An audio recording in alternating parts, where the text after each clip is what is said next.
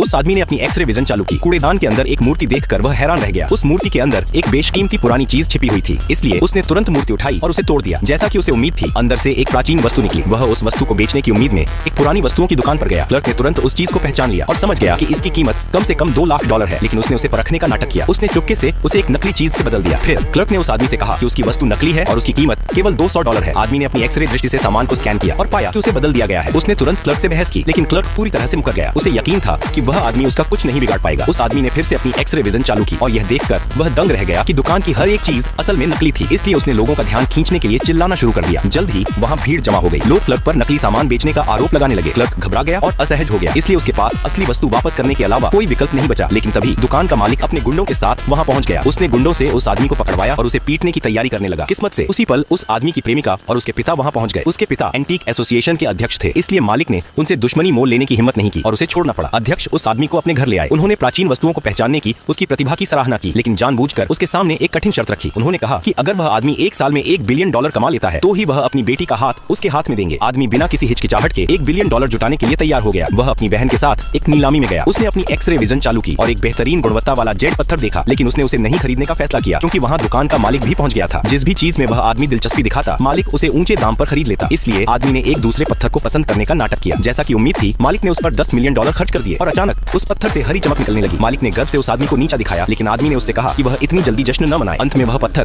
सिर्फ एक साधारण चट्टान निकला। मालिक को $10 मिलियन का नुकसान हुआ। फिर उसी पल उस आदमी ने चुपचाप वह असली जेड पत्थर खरीद लिया। जब पत्थर को काटा गया तो उसमें से एक उच्च श्रेणी का रत्न निकला, जिसकी कीमत कम से कम $80 मिलियन थी। जो कुछ भी हुआ उसे देखकर हर कोई दंग रह गया। आगे क्या होता है जानने के लिए वीडियो को लाइक करके चैनल को सब्सक्राइब करो और कमेंट में पार्ट 2 लिख देना।